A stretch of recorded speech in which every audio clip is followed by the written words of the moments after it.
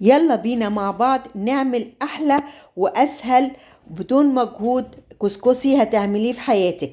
ولو عايزة كسكسي بدون دقيق ابيض ولا مجهود، ناجح ومفلفل واحلى كسكسي هتعمليه، تعالي اقولك سر في 5 دقايق هيتعمل ازاي.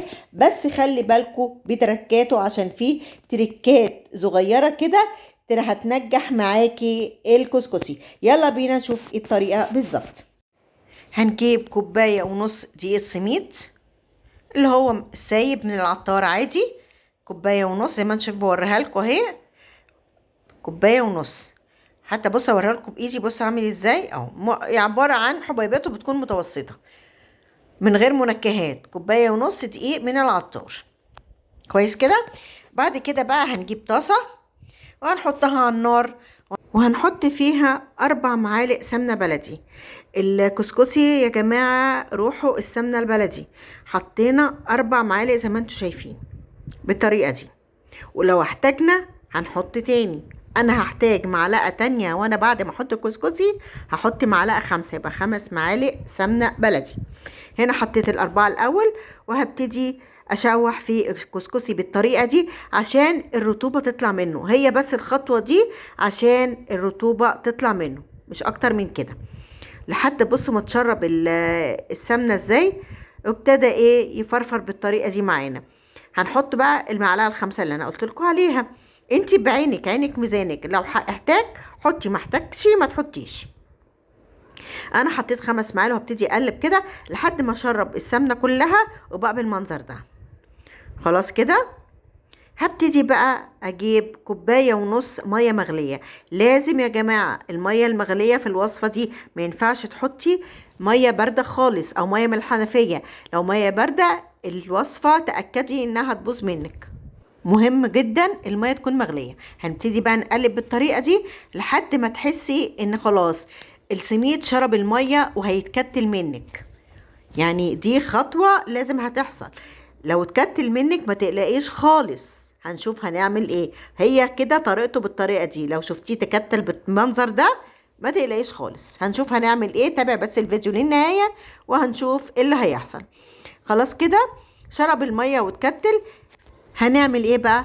هنطفي عليه النار، يعني خلاص كده هنطفي النار على الطاسه. هنجيب بقى اهم خطوه هتتعمل، هنجيب فوطه نضيفه ونغطي الطاسه ونحط عليها غطا. ليه بقى بنعمل الخطوه دي؟ عشان البخار يفتح الدقيق السميد ويبقى متفتح كده، ابتدي يبعد عن بعض ويفشر معانا.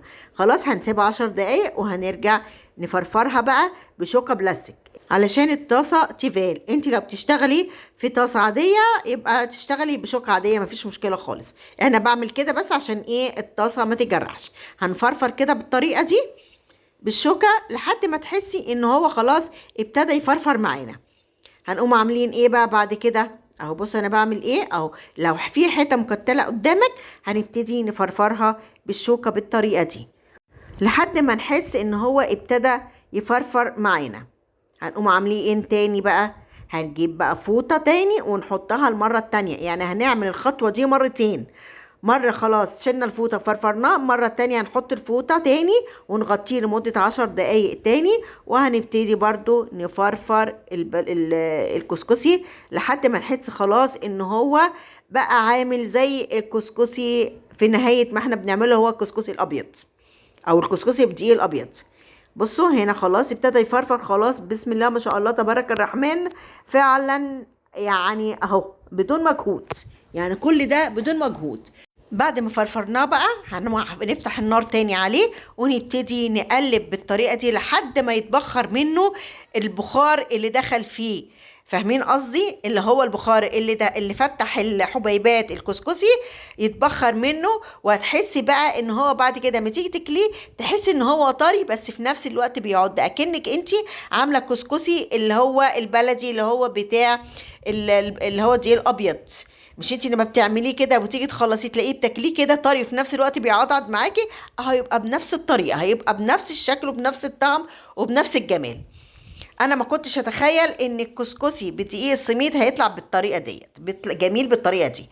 خلاص كده احنا خلاص فضيناه في سيرفيس، وانا اتعمدت ان انا اوريكم الطاسه وانا بفضيه عشان تشوفوه وهو نازل مفرفر كده من الطاسة. انا حطيته في سيرفيس، الكمية دي عملت سيرفيس يا جماعة، ده مش طبق، ده طبق، ده سيرفيس كبير. هنجيب بقى شوية سكر في صفاية كده، وهنبتدي نرشرش حسب ما انت عايزة من السكر بالطريقة دي. بصوا انا برش عليه بالطريقة ديت كل الوش الكسكسي بالسكر البودرة. صراحة احلى كسكسي تقدري تعمليه في حياتك، لا مجهود، وهيخلص معاكي في ربع ساعة. حطينا السكر، هبتدي بقى احط شويه زبيب وشويه مكسرات زي ما انتوا هتشوفوا دلوقتي. عايزه تعمليه من غير مكسرات ولا زبيب وتستكفي بالسكر يبقى خلاص، مش عايزه يبقى تحطي مكسرات زي ما انت عايزه، زي ما انت بتحبي تاكلي الكسكسي ازاي. بص بقى انا برص ال الزبيب وبحط المكسرات. والله انا طبيعي بحب اكله من غير مكسرات، هو بالسكر بس انا بعمل الخطوة دي عشان التصوير قدامكم. انت عايزة تكملي بقى وتحطي المكسرات حطي، مش عايزة خلاص. انا طبيعي بحب اكله من غير مكسرات ولا زبيب، هو بالسكر فقط لا غير. يا سلام بقى لو انت حطيتي عليه بقى شوية لبن، حطي بقى كام معلقة كده في بولة طبعا بالسكر، وحطي عليه بقى شويه لبن. يا خبر ابيض على الجمال والطعام، احلى كسكسي هتعمليه. بص بقى انا برص المكسرات بالطريقه دي. عايزه تحطيه وحدات سليم، عايزه تحطيه مجروش، حسب ما انت عايزه. انا زي ما انا قلت لكم انا بحطه بس عشان التصوير، مفيش اكتر من كده. انما انا طبيعي كسكسي بناكله من غير مكسرات. خلاص كده ابتدينا خلصنا المكسرات بالمنظر ده اهو. الطبق في منتهى الجمال والحلاوة. هنجيب بقى معلقة ونشوف الجمال، هنشوف الطعم والجمال بتاعه عامل ازاي. يلا بقى هجيب معلقة وادوق بقى الطعم والجمال، وهتشوفوا في المعلقة عامل ازاي مفرفر وشكله جميل ازاي. بصوا بسم الله ما شاء الله تبارك الرحمن. كسكسي يا جماعة أحلى وصفة هتعملوها. بص الجمال، بصوا مفرفر ازاي في المعلقة، أكنك عاملاه اللي هو بدقيق الأبيض اللي مبخراه. في منتهى الجمال وفي منتهى الحلاوة فعلا، مش هتعملي غيره. بصوا أهو ما شاء الله ما شاء الله، احلى كسكسي تعمليه من ايديكي.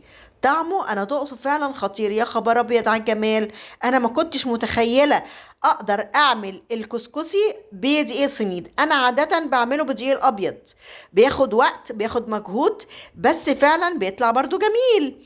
بس انتي عشان تستثني الخطوه دي وتعمليه في ربع ساعه، اعملي الوصفه دي هيطلع نفس النتيجه وهيطلع نفس الجمال. والله العظيم احلى كسكسي هتعمليه بدقيق السميد. يلا قوموا جربوا واعملوا وان شاء الله يعجبكم. ولو عجبكم الفيديو يا ريت بقى فضلا وليس امرا اللايك والشير والاشتراك في القناة وتفعيل الجرس على الكل عشان يوصل لكم كل جديد مني. والسلام عليكم ورحمة الله وبركاته.